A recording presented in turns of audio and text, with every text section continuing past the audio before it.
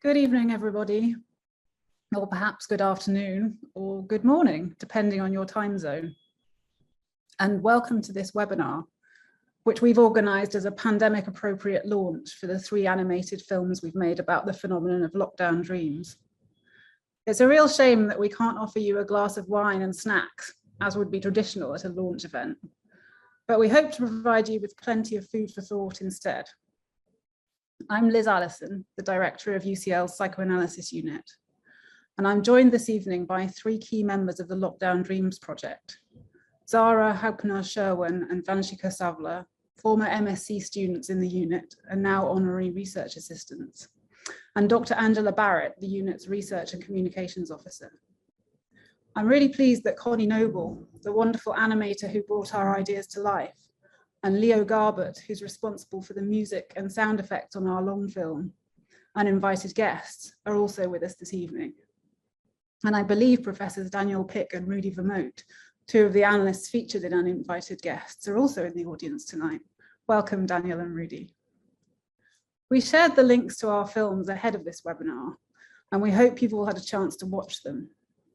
If you haven't managed to do that yet, then hopefully this webinar will make you curious enough to take a look. So let's get started. One of the many reasons why I've enjoyed this project so much is that it began as a student-led initiative. To get us going tonight, Zara and Vanshika are going to tell us about how the project got started and take us back to those very frightening early days of the pandemic in March 2020. Then I'm going to share a few thoughts about the experience of trying to bring dreams and the specific quality of pandemic dreaming to life. And I'll be talking with Connie and Leo about their experience of working on the films.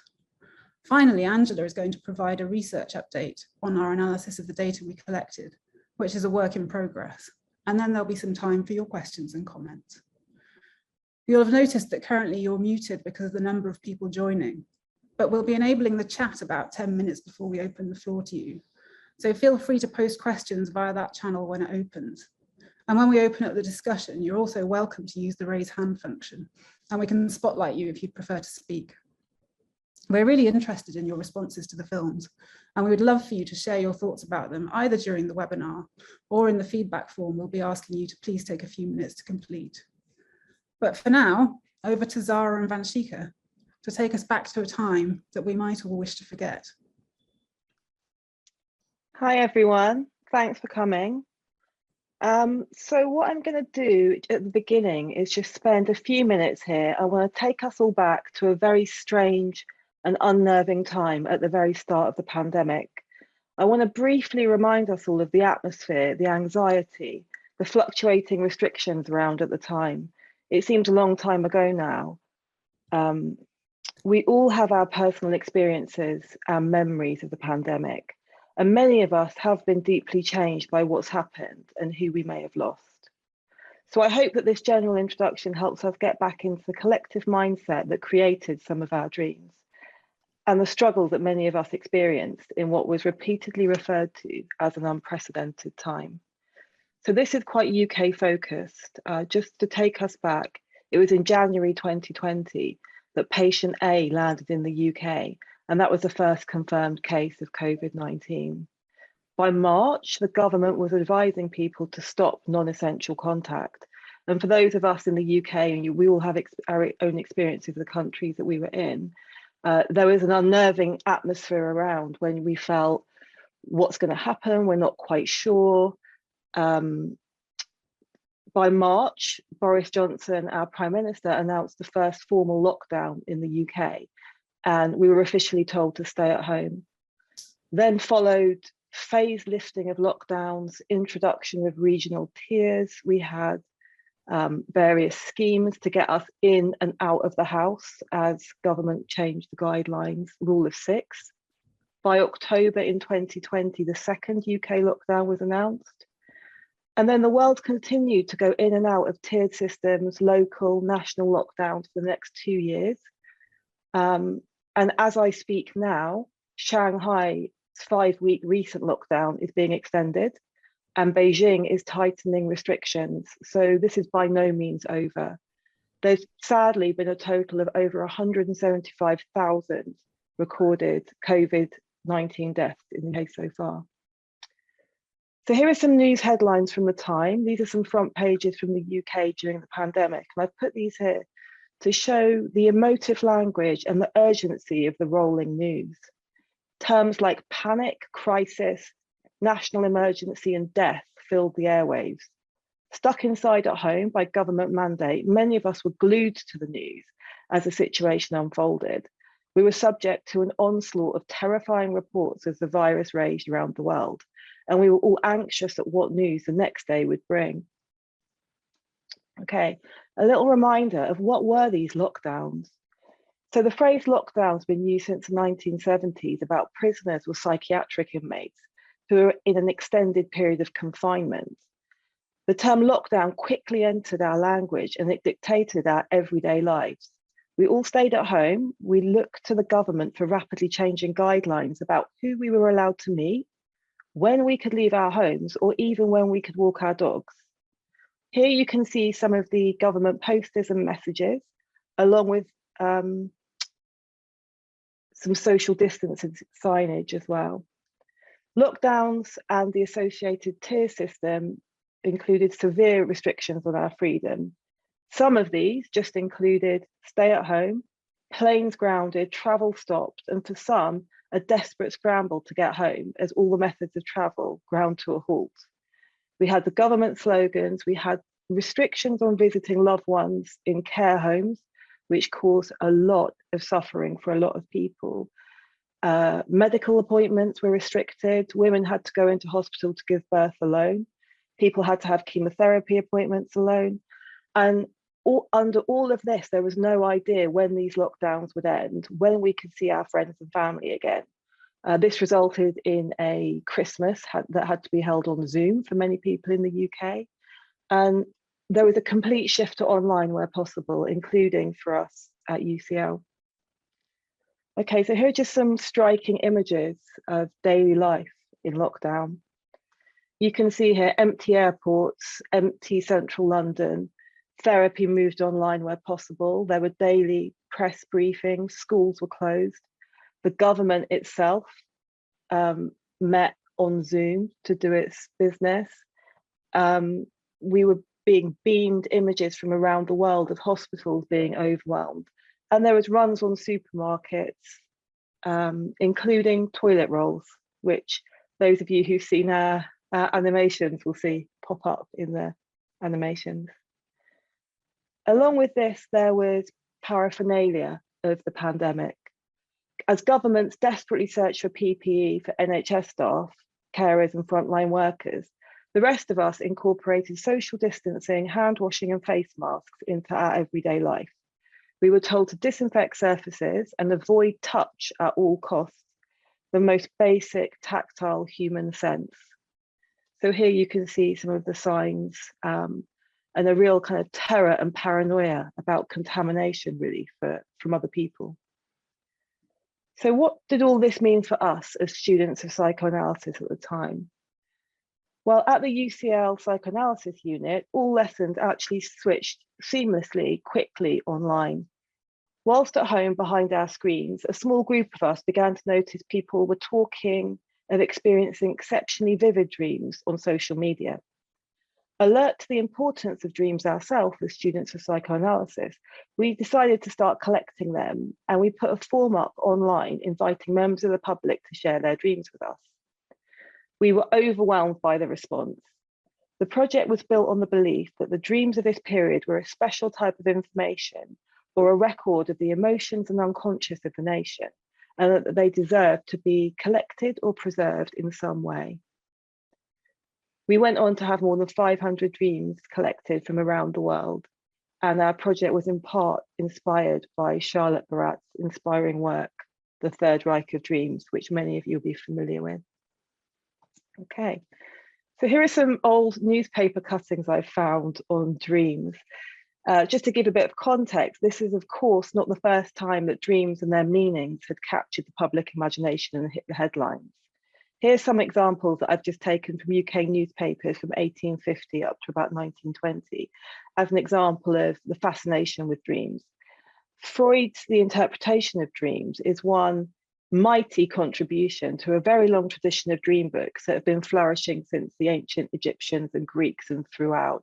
So dreams have always really, dreams and how to interpret them have always been news. Saying that, we were quite overwhelmed with the press attention about our online form. So our project, along with other researchers who are working on collecting dreams, hit the headlines around the world. People were looking for meaning in a senseless time. The media was repeating the same questions asked by the ancients to the oracles. What do our dreams mean? And what can they tell us? So I'm now going to hand over to Vanshika, who's going to talk a little bit more about the project. Thanks, Zara. So I'm going to speak a little bit about how the scale of the pandemic when we started collecting the dreams, as Zara's already briefed us a little bit. I'm going to give more stats and figures sort of about what was going on when we started collecting the dreams. So in March 2020, nearly 10 million Americans were out of jobs, including a staggering 6.6 million people who applied for unemployment benefits in the last week of March in 2020. The unemployment rate rose from 4 to 14%, which was up by nearly 500,000 at the time. As shown on the graph on the right, you can see there's like an absolute increase between 2018 to 2022, and the spark rise was right in the beginning of 2020, in tandem with the increasing spread of COVID-19 and the resultant lockdown in the US. About April 2020, half of the world's population was under some form of lockdown, with more than 3.9 billion people in more than 90 countries having been asked or ordered to stay at home by their governments. These measures included compulsory or recommended confinement, curfews, quarantines, all sorts of different partial or total lockdown. By May 2020, Japan and Germany, two of the world's largest economies, entered recessions. European Union leaders on the 21st of July agreed on a large spending package to rescue their economies, the amount being a total of $857 billion to benefit nations hit hardest by the pandemic in July. The global hand sanitizer market was valued at $6.02 billion US dollars in 2021, and the disposable face mask market size was valued at about 38.9 billion in 2021, and it's continued expected to rise for both of them. The reason I mention this is because a large number of our dreams mentioned face masks and hand sanitizers, things like that. In this slide, I've put together a few pictures to show what lockdowns were like across different continents. So as you can see, these are some of the most populated areas in London and the US. London shops and streets were absolutely deserted after the announcement of the second national lockdown in the UK. I mean, rarely has anybody seen a site like this at Times Square and Trafalgar Square this empty. In the second picture, you can see Wuhan, the epicenter of the pandemic, was cut off by the Chinese authorities, suspending all modes of travel. It's a city with a population of 11 billion, looking completely deserted even on its busiest highways. Towards the end of May 2020, Brazil had overtaken Russia in the second highest number of cases worldwide. Venezuela imposed a national quarantine, while Colombia and Costa Rica closed its borders completely. USA remained the hardest hit in terms of number of cases of COVID-19 in May 2020. 4 months after reporting its first COVID-19 case, the US recorded more than 100,000 deaths due to infection, higher than any around the world at the beginning. Next slide, please. So as an overview of our dream collection, at this point of time when we just began to collect our dreams, a large number of them were collected in April and May of 2020 during the height of the first national lockdown in the UK. There was a rapid inflow of dreams, and more than 200 dream submissions were received in May alone. Dream collection for the research project, which Angela will speak about later, began on the 29th of July 2020 and ran until the 6th of April 2021, covering the second wave of the pandemic and the second national lockdown in the UK. The second wave of COVID-19 was recorded beginning of September across Europe. In the UK, the second wave brought back the rule of 6, working from home, and the 10 p.m. curfew. The tier-based, more severe restrictions were introduced later in December 2020, leading to a Christmas over Zoom for many people and their extended family. dream collection for a preliminary analysis that we ran to figure recurring words and things like that were most commonly used. And you can see the picture on the right and shows sort of the kind of words, emotions, things people felt and occurred most often. Further research and analysis of the dreams will be discussed by Angela. Next slide, please. So this is a little chart to explain the distribution across countries and dream submissions for the research project. As you can see, it's actually quite varied, but a large number of them were collected from the UK, followed by Canada and United States of America. This is just so you can understand that the timeline I will discuss next is sort of picked up from the UK. And also the distribution of the countries can be explained by the fact that it was a UK-led initiative with majority of the press coverage in the UK itself. Next slide, please. So this is an overview of the volume of dreams we received and sort of the timeline where we received them. Towards the end of July, the vaccine trials, the first of which to be tested in humans was the Moderna vaccine, had begun to show promising results. It's also the reopening of indoor dining and eat out to help out. So we sort of, this was just the beginning of like a hopeful reduced measures of COVID, the lockdown and sort of reduced streams. August marked the easing of lockdown, which was followed by a subsequent rise in cases. In September, the UK recorded the beginning of its second wave of COVID-19. Restrictions such as the rule of 6 were brought back. And by October, England and Scotland were under the tier-based restriction system, which ranged from medium alert to a strict stay-at-home rule for tier 4 cities. So you can see the first peak appears just at the beginning of November 2020, when the vaccine efficacy was proven. This was the period of a month-long lockdown in the UK, but it was also the month where all three companies, Moderna, Pfizer, and AstraZeneca, declared vaccine efficacy over 90%. In December, the UK approved its first emergency use of the Pfizer vaccine, and it was also the month Prime Minister Boris Johnson abruptly issued a national lockdown just before the Christmas holidays.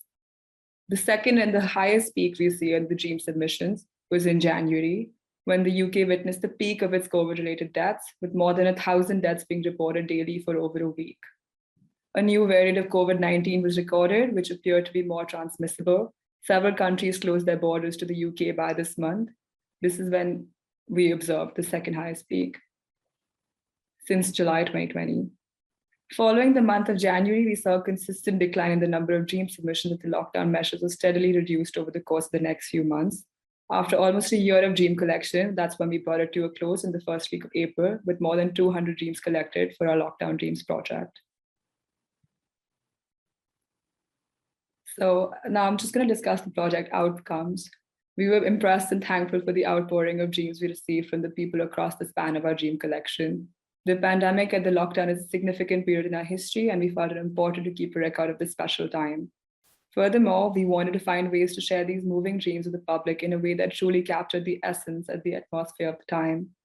As Liz will mention, we thought it would lend itself to the public through animations. We created 3 films: The Day's Residues, Diaries of the Night, and Uninvited Guests. We wanted to find a creative medium that best presents the bizarre world of dreams. Like us, it seems most people were evidently curious about the meaning of the suddenly vivid dreams. Now I'll hand over to Liz, who will talk more about using animation as a creative medium to uncover dreams and how it converges with psychoanalytic thought, after which Angela will talk more about the research paper. Thank you very much to both of you. As you were taking us back to that time, I could feel my anxiety levels rising just with the memories of what it was like. It was quite a powerful reminder, thanks. So as Zara and Vanshika's presentation shows, in early 2020, when the whole world shut down and we were shut up with our fears of a potentially deadly disease for which there was no known cure, our minds went into overdrive, generating dreams that could feel exhaustingly vivid. You've just heard about the initiative that the students of the Psychoanalysis unit took to capture this global phenomenon.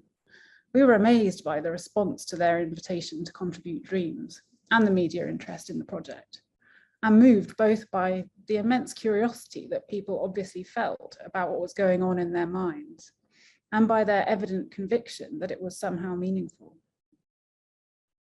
The stubborn belief that all this must mean something mirrors the bet on which psychoanalysis was founded. The origins of psychoanalysis lie in Freud's attention to his own dreams and the dreams of his patients, and his willingness to fly in the face of his scientific contemporaries by taking seriously what so many had dismissed as the mind's detritus, as in the German saying, Traumi sind Schaumi, dreams are froth. In the interpretation of dreams, Freud came out in strong support of what he describes as the ancient and jealously held popular belief that dreams really have a meaning. And above all, it was his investigation of dreams, which very importantly he had in common with his patients, notwithstanding their pathology and his apparent normality, that led him to formulate his distinctive dynamic conception of the human mind, in which our deepest wishes, whose roots are ultimately infantile, inevitably come into conflict with the rational adult part of the mind, which recognizes and respects the constraints of material and social reality, even though in his model, our capacity to think, plan, and reason only developed to enable us to fulfill our desires. Freud understood our dreams as disguised manifestations of our forbidden wishes, which in waking life are kept unconscious, but a permitted expression, albeit in disguised form, while we're locked down in sleep paralysis. I'd like to read you a passage from the interpretation of dreams, which in light of recent experience, seems to me to eerily prefigure the phenomenon of vivid dreaming that can occur when we're subjected to constraint. This is what he writes.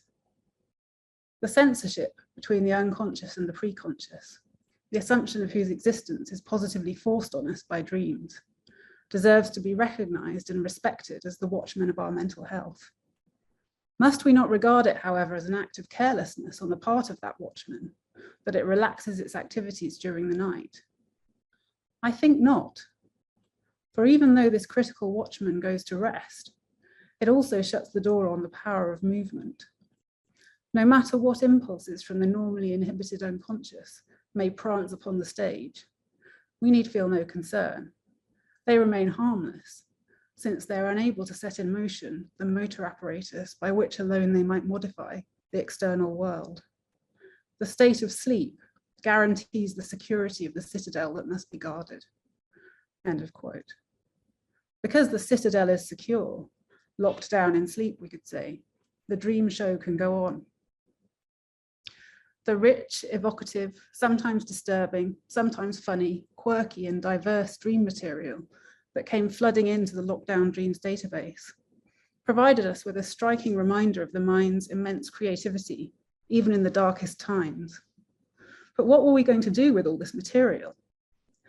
A bit later, you'll be hearing about the research component of the Lockdown Dreams project. But actually, the response that initially felt most appropriate to this outpouring was a creative one, a homage to the inventive capacity of what Freud called that most marvelous and mysterious of all instruments, the mind, a creative capacity which was so dramatically displayed by the people who submitted their dreams to us. That's why we decided to create short animations, offering some psychoanalytic perspectives on the phenomenon of lockdown dreams, with the support of Psychoanalytic Electronic Publishing, who generously funded the making of the films and have published them as an open access part of their archive.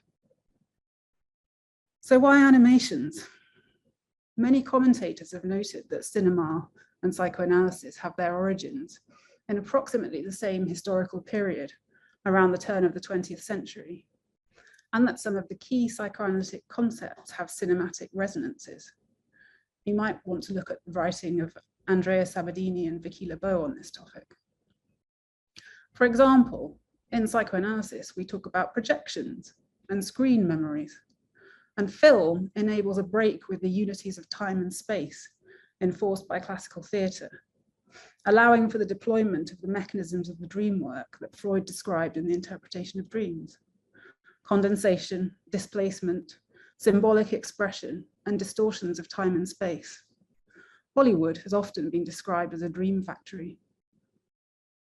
Another reason why film was the medium of choice is that so much of our experience of lockdown involved interactions with and through screens.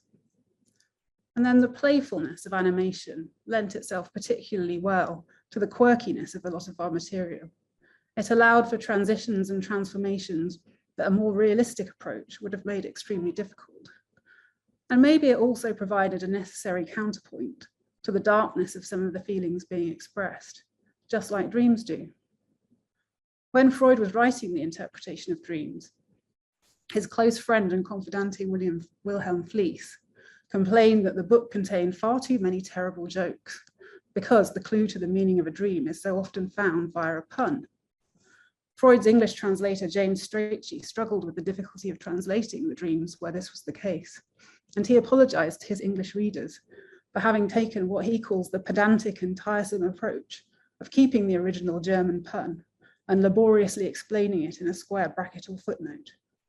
He noted mournfully that any amusement that might be got out of the pun completely evaporates in the process. But Freud responded robustly to Fliess's complaint. It is certainly true, he wrote, that the dreamer is too witty, but it's neither my fault nor does it contain a reproach.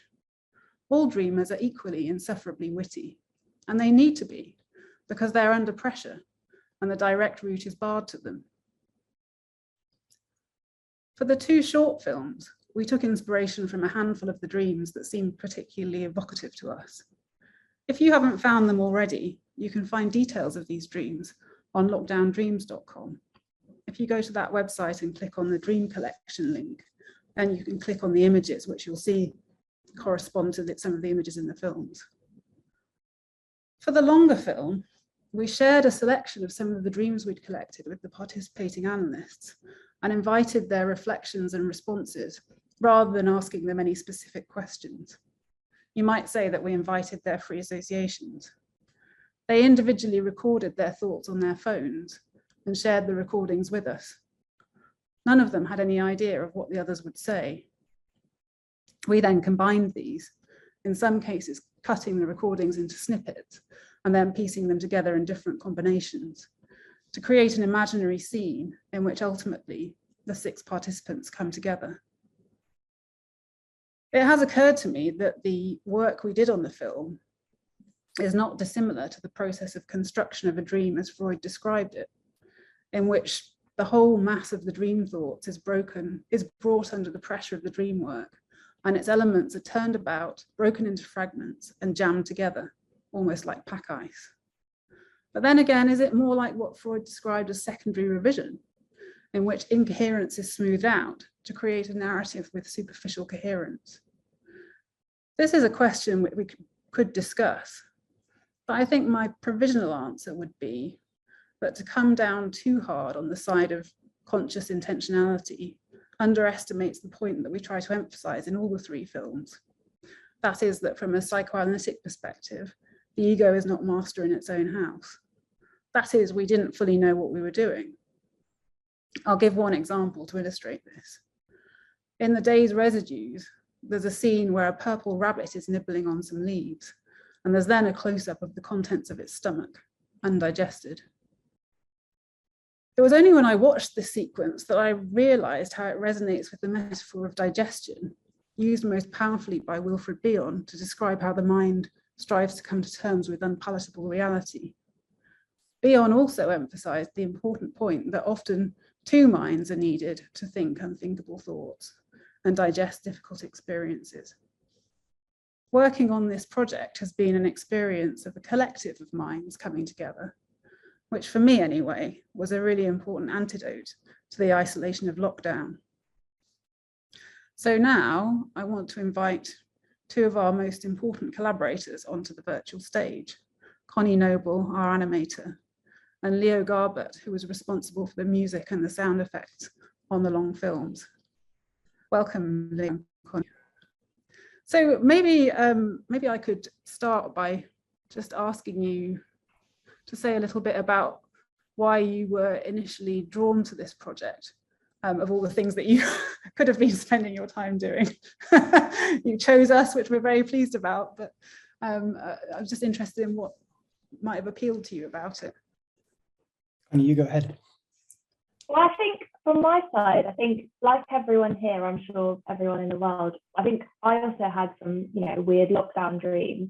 And I think I'm still having some of them, like it's ongoing. I'm not sure when these COVID dreams will end, like about overcrowded space and masks. And I think seeing, you know, a project that was sort of at the start when you sort of approached me, we were looking at just interpreting the dreams and seeing how I interpreted them. So I think it was a really interesting approach to work with an animator in that way, to see how I might use them, well, how I might use other people's dreams.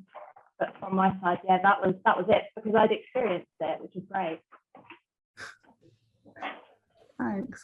Yeah, I feel the same way, really. I think I saw it as an opportunity to sort of process the emotional difficulty, really, that I think we all felt of lockdown and everything that was sort of associated with that. Music for me has always been a really great way of doing that, and also the challenge of the project looked really appealing as well. In the past sort of soundtracks that I've done, it's been mainly sort of music based, responding to obviously what's in front of me in terms of the visuals, but also to, on this occasion, that added component of looking at all these different visual cues, brilliantly illustrated by Connie, and just trying to sort of fit in these sound effects and trying to think about those sound effects in a creative way, which I'll perhaps go into later, but that was a lot of fun. That's great, thanks. I'm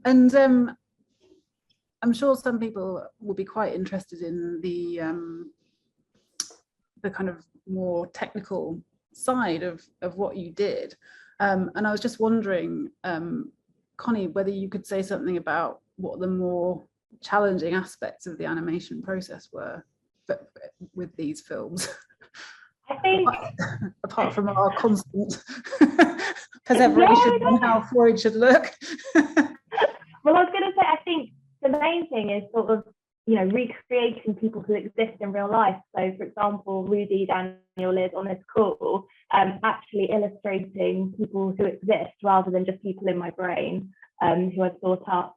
And I think it's challenging to sort of, you know, get that gist of what people are, but also, you know, creating this like funky little animation that was also about, you know, the surreal and the unconscious, and seeing how they could work together. So I think it was interesting, rather than just creating an animation or an illustration about something that exists, but also working on things that don't exist and things that I've never seen or never experienced. So that was, I suppose, a difficult thing, but also it was really exciting because it was the first time that I'd created an animation that was about something, you know, I hadn't personally experienced, or maybe you can't see or can't explain in the easiest way. So I think, yeah, illustrating real life people was maybe the hardest part of it, and also getting that right without offending anyone. And Freud, of course, and also illustrating Freud, who at the point I was trying to get him in his best shot, but obviously it's difficult because Freud through the ages is very different. Yeah, I think you did a great job though. Leo, do you want to Yeah. about the sound side of that? Yeah, absolutely. I think that related to that, you know, it's you know, this sort of process of taking Connie's animation and the narrations and so on, and thinking about how to emphasize the structure of the long film, you know, 20 minutes, and do it in a way, you know, sort of take that as an opportunity to emphasize a certain sort of emotional sort of journey throughout the animation, and to try and create resonance, so the resonance that I felt with what was being discussed, and try to do that in a way that's accessible and can be received by others. And so there I am, sort of late into the night on a few evenings with my sort of keyboard synth in front of me, and I'm sort of playing the animation back on the software, looking at it whilst recording takes and takes and takes of different, you know, chord progressions, melodies, that sort of thing, and different sounds as well, you know, hundreds of different things that I could possibly use, and just sort of through a process of trial and error, trying to land on, like I say, ones that worked. And obviously that's a lot of fun, but you could spend forever doing that. And it's a question of, you know, at what point do I stop? And and also, how do I make sure all of these different sounds, all of these different progressions, how do they transition between, these different components of the animation? Yeah, maybe I'll just explain that the way that the process worked was that we completed the visuals before Leo started working on the sound. So he was basically presented with a finished film, but with no sound apart from the audio of us speaking, the participants speaking.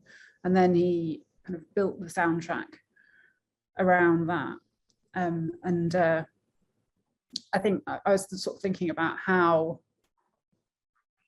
much adding those elements adds, and how much the music carries the emotion that we're talking about in the film. That was really striking to me when I saw it with the music, having seen it without previously. Yeah. I mean, there's I suppose a lot I could say about that sort of emotional reaction, to both the narration and the dream data and all of that, plus the animations as well. And I mean, for me, I think, Zara and Vanshika touched on the sort of the atmosphere of the lockdown and the regulations that were in place, the restrictions. But it seems almost alien now when we think about it, queuing for food, you can't see your friends, your family, your geography is limited to your local area unless you're a key worker. The world is, so the world becomes smaller, impersonal, your experience of life becomes narrower. And I found myself becoming quite reliant on, just trying to keep in mind, memories of others and of places, and how our relationships translate into the digital realm. How can, a friendship, for example, where I see people face to face, worrying about how that can be maintained over Zoom or WhatsApp or something like that. And noticing, just perhaps rather than take a 20-minute walk, I'll go a bit further, push the boundaries and go 45 minutes, an hour, and seeing a place and thinking, wow, I've lived in London 6-7 years, but this place seems so different. It puts you, I don't know about others, but it put me in a completely different state of mind. It brought me back to the before times. And I think being surrounded by, news of death and news of friends, or relatives who've experienced bereavement and so on, it was very, very difficult. And something that I thought was interesting is that you start with this very bleak sort of assessment of life. When you're confronted with death, you think, when does this end? What is my life now? What is the value of this? And then I found started transitioning perhaps last year into something a bit more hopeful. How do I want my life to look like after COVID? Who was I before lockdown? What did I like about that?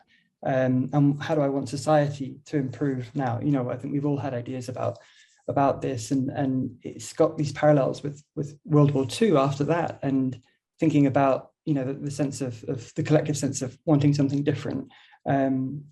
I think also why there's been so much anger about the lockdown parties in Number 10. It's brought to the fore all of that.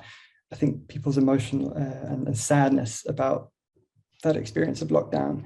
And so all these animations, and the content of them, brilliant sort of opportunity. And that was sort of the emotional journey and why I wanted the film to, in terms of the musical component, to represent that darkness, represent the eeriness, the creaking of the door that sounds, very menacing, that you can hear, layered with reverb, during Lynn's account of her patient, the dissonance, and then trying to make it more playful with the rabbit and sort of the morbid humor, the dog being scraped off the floor with the spade sound and so on. Finally, I was particularly moved by Martin Gorlier's words, and that's where I really wanted that emotional transition, the lightness, and Liz, also your concluding remarks to that sort of cautious optimism about the future, to end on that note. I thought was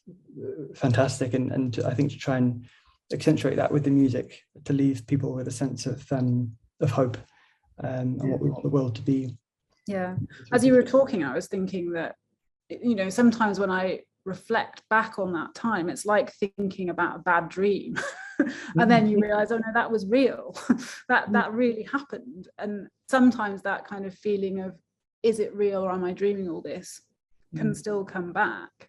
But that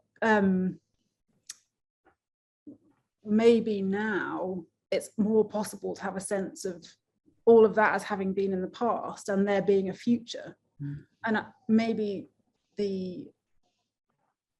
one of the things about music, isn't it, is that it's a temporal experience. It's an experience in time. And so part of what that does, adding that, is to restore the experience of time. Yeah, absolutely. Maybe another question that you both might have thoughts on, which I'm quite interested in, which is how does working on something like this differ from the more commercial work that you've done? I think from my side, it was really enjoyable. I suppose with a commercial project, a lot of the time I get told, like, this is what to draw, this is the outcome, you know, and I know exactly how to get from A to B. But I think what was really interesting with this project is when we first initially sat down and spoke about it, it was sort of like, we don't actually know at this point where the end point will be. We're sort of just going through like a journey of this research, and it was really nice to have like a collaboration and sort of, you know, ask my reflection of, you know, I got given some of the dreams and went through them and then had my interpretation of it. So it's completely different in a sense, in my opinion, probably one of my favorite projects I've worked on, because there was that freedom, but also that communication to create something completely different. Like, I've never worked on a project like this before, and I don't really think I will again, because there was that just complete collaboration throughout the whole film, and also that we didn't just create one final piece. There was actually 3 different separate final films that all do something different, but, you know, captivate the whole research project together. So I think it was very, very different to how I usually work, but I loved it. It was great, and it was nice to sort of, you know, create, you know, say, oh, we want a rabbit here, but actually there's, you know, that's it. That's the only piece of information I've got to go off. And I'm like, right, okay, so you've got to piece it together. But that's amazing. That's exciting. So yeah, very different, but fun.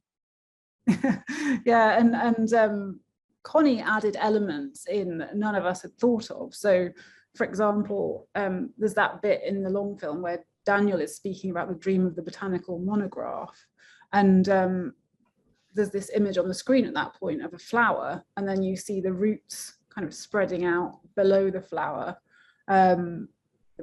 representing the kind of network of thoughts that go into a dream, and that came from her, not from us. It was a really beautiful addition. Leo, did you want to?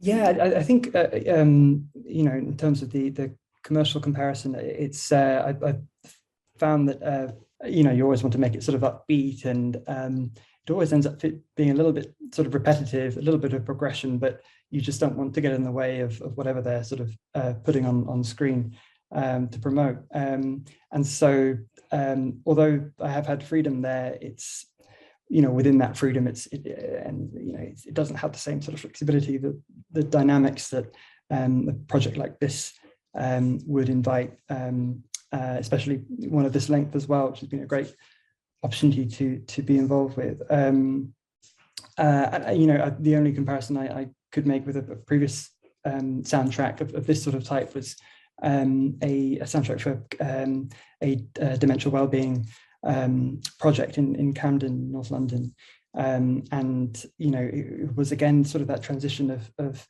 challenges that people with dementia face, and trying to, you know, look at all these positives of this dementia action group, what they're doing, and that was a good sort of test bed perhaps for this project. Yeah. Great, thank you. I've got a couple more questions that I'd like to ask both of you, sort of, which kind of relates back to what I was saying about the way this kind of evolved in a way that we weren't fully in control of. what looking back at it, the three films, what are your favorite parts of the films and why? That's one. And was there anything that surprised you about how they turned out when you saw them finished?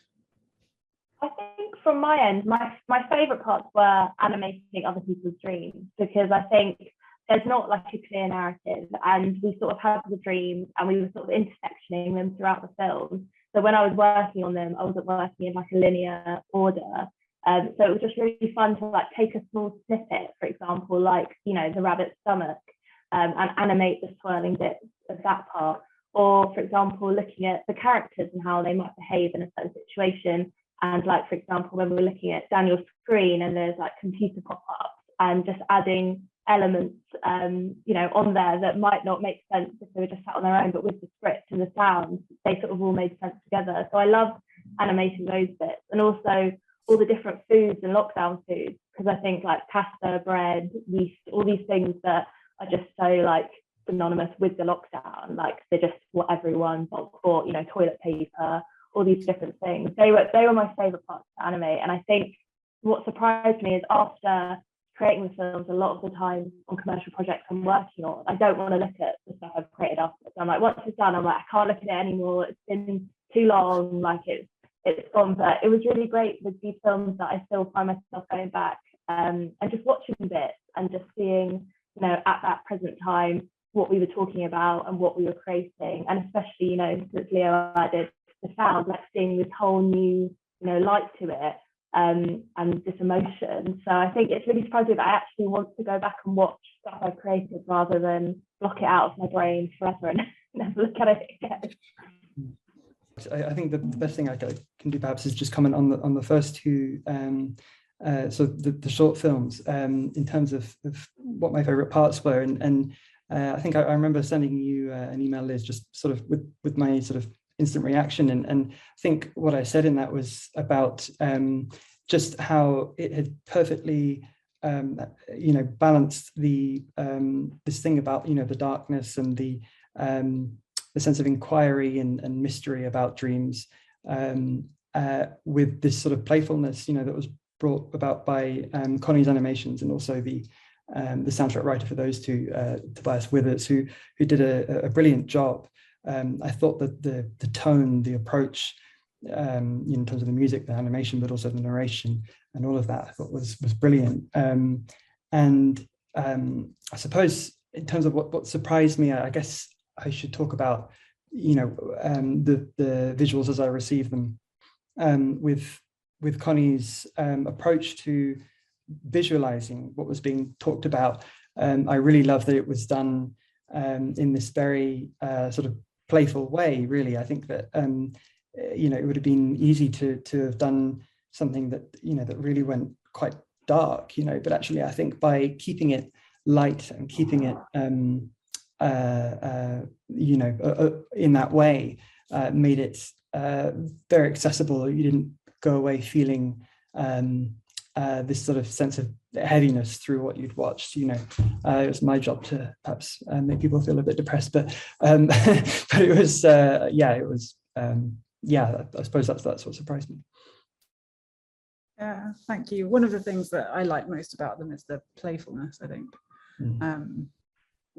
Thank you both very much, and we might come back to you when we get into the Q&A segment, because people may well have other specific questions for you guys. But right now I'm going to invite Angela to come onto our virtual stage and speak a little bit about the ongoing research that we're doing on the dream sample. So hi everyone, thanks for joining us and thanks for sticking around to the final section. I'm going to talk a bit about our research project, a thematic analysis of dreams during the COVID-19 pandemic. And yes, this is a work in progress.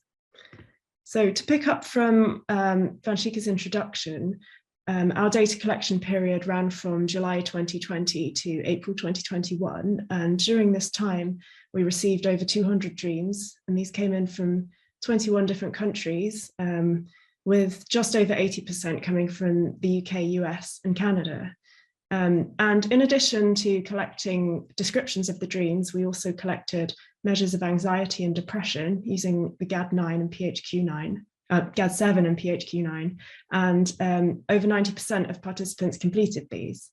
And additionally, we also collected other demographic information such as age, gender, the type of work, whether the person was a key worker or furloughed or working from home, and also their living arrangements, whether they lived alone or with a family or with a partner. So the thematic analysis process is being carried out by Liz and myself, and we've decided to follow Braun and Clark's reflexive thematic analysis approach, which provides a flexible framework to allow us to systematically examine and interpret our data set. So Braun and Clark break this down into 6 phases. So familiarization with the data set, coding, generating initial themes, developing and reviewing these themes, defining and naming the themes, and finally writing up, so weaving together an analysis and contextualizing it. And I'm going to talk about some of these phases. And currently we are coding. So we are using NVivo for our thematic analysis. And this just shows you what it looks like. And this is the coding process. So on the left, that panel is the list of our codes. So a code is a short label, allowing us to highlight important aspects of the content in order for us to better see a bigger picture, the bigger picture in later stages of the work. So that is theme development. And we've decided to use an inductive approach to coding, which means that as much as possible, we are allowing us, well, we are being led by the data, so the content here. And so our codes are quite literal here. And so some examples are distrust, drugged, drunk, emotionless. And so I'll just go through a quick example of how we code something. So this is a very, very short dream. I'll just read out the content of the dream here. It was something connected to being in a queue, to making a selection, some kind of food, special like rare sweets, from a turning wheel, like a tombola with a finite number to choose and a range of possibilities, some not very nice, sticky or moldy. And so this is one that Liz coded first, and she coded limited resources and queue. And in my review of it, I additionally added contamination. So that's how we've been working through the data set. And so as this is a work in progress, we don't have results to share with you at the moment, but here's just a glimpse of the current standing of some of the most common codes as we've been through the data set a couple of times. So as our coding phase draws to a close, we will be shortly moving on to generating initial themes. So a theme is an underlying concept. It's a meaning-based pattern within the data. And at this stage, it's really important to consider that themes are conceptualized, and they will always be influenced by the background of the researcher. And so to quote Braun and Clark on this, the researcher is a storyteller, interpreting data through the lens of their own cultural membership and social positionings, their theoretical assumptions and ideological commitments, as well as their scholarly knowledge. And so on this, I think Liz and I make quite an interesting team, coming from quite contrasting academic backgrounds. So my background is actually in molecular biology. So I hope that brings us a bit of a broader perspective as we do this. So just to finish off, I'll mention some of the other data that we've been collecting and what we hope to do with it. So I think we're all really fascinated to work on a time series analysis. That is, once we have our themes, to try and map them over the time course of the pandemic. So this graphic here shows the COVID death rates for the UK, US, and Canada, which, as Vanshika mentioned, is that 80% of participants came from those 3 countries. And so if we do a time series analysis, these geographical variations are something we'll have to consider carefully. But as you see in the shaded area of our data collection, they do follow a broadly similar trend, all peaking in late January. So we can also look to see if we can see any links between themes and certain key events happening, such as the vaccine rollout or peaking death rates. And then, of course, we've also got our anxiety and depression scores. And so we're keen to look at whether certain themes are associated with higher or lower scores for anxiety and depression. And lastly, we've got our demographic data. So we've got all our information about age, gender, the type of work that people did, and their living arrangements. And so we'll look to see if the themes are connected to any of these factors. And so just to wrap up, I think we've all found it really fascinating to be part of this research project, and we feel like we've got a really rich data set here that we hope will give us lots to examine. Thanks. Thank you very much, Angela. That was a great overview of what we're doing, which I'm personally finding a really fascinating process to be engaging in. So we've got some time now for any comments or questions that any of you might have, but I might, if it's okay with everyone, start this segment by just saying hello again to Rudy and Daniel, who've kindly joined us for the evening, and asking whether either of you have any reflections that you'd like to share. Hello. I first wanted to thank you, and also to say that I really admire the animated film movie and how you made it. It is really wonderful. Maybe from my point of view, I can say something very briefly after having listened to you, Liz.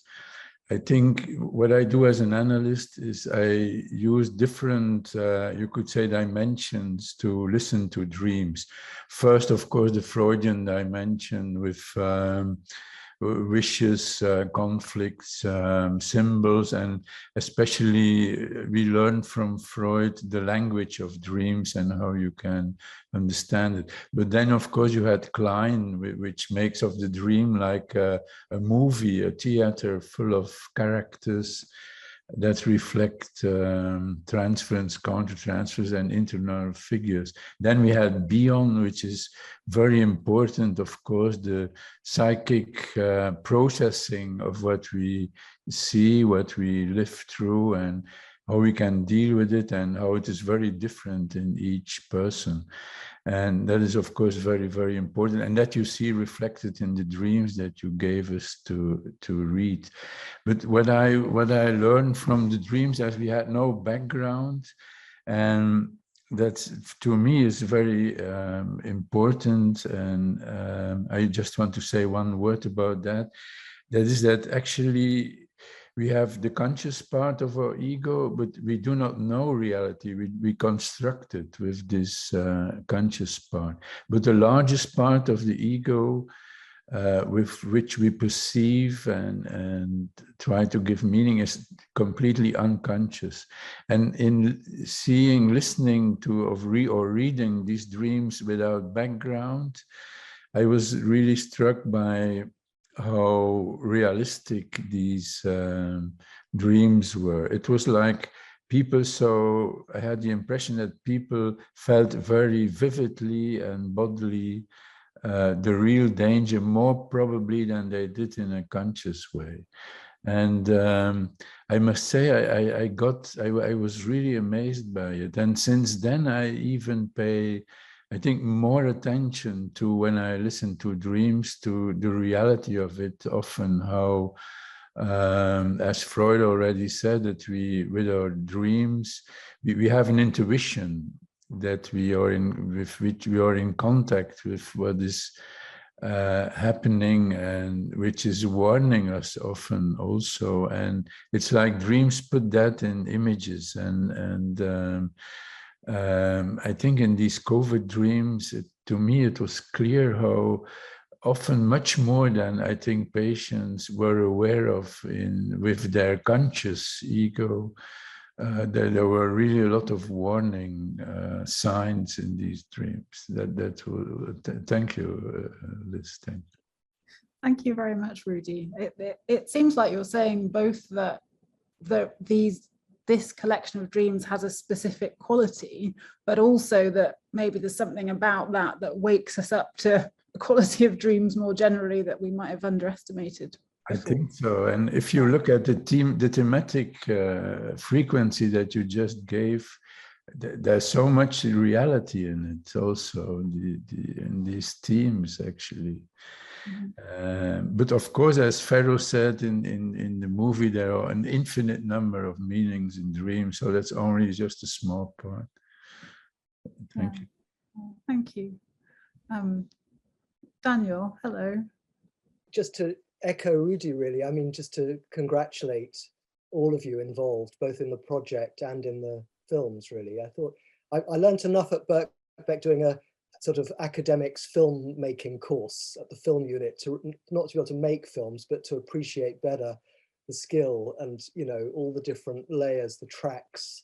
And Leo was talking about that, of laying down the different tracks, but the skill that's involved in all of this. So I thought it was very moving, really. I thought, which you were describing this, I thought both the solidarity of collaborating as a group, doing work, but I thought also it must say something about the loneliness that people felt, that there was such a thirst to connect, to offer dreams and to want to participate, that it was a very, I mean, of course it varied, different social circumstances, but for many people so lonely and isolating.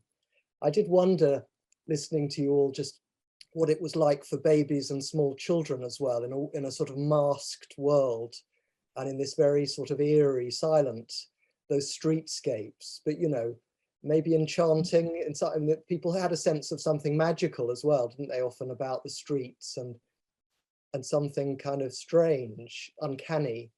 So I thought also, I just found myself, you know, admiring the animation and the brilliance of it, and just Googling the early animations, and found that one of the very early ones was 1908, called, I think one of the very first animation, sort of cinematic animation, called Phantasmagoria. People can find it online, but French animation. And so this history in cinema, you were saying, Liz, but of trying to animate the unconscious or picture the unconscious, which Freud was in a way skeptical. He didn't want to participate in a screenplay, I think, when he was invited.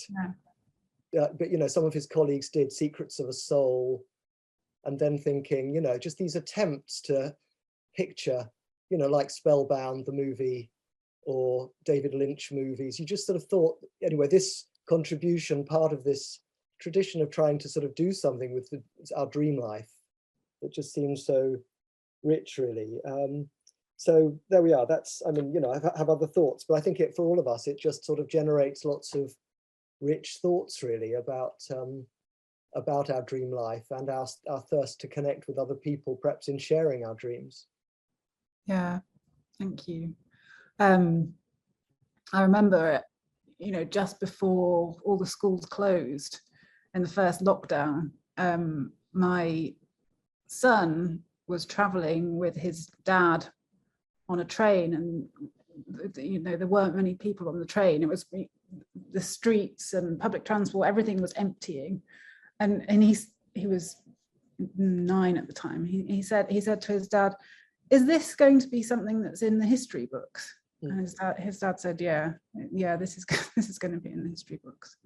But also, you know, as you say, really magical experiences of cycling through central London, and there being no danger because none of the usual dangers anyway, because no cars or threatening people.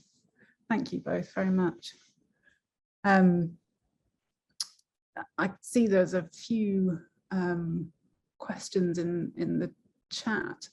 Someone's asked about specifically about the impact of the lockdown experience on the dreams of people on the autistic spectrum.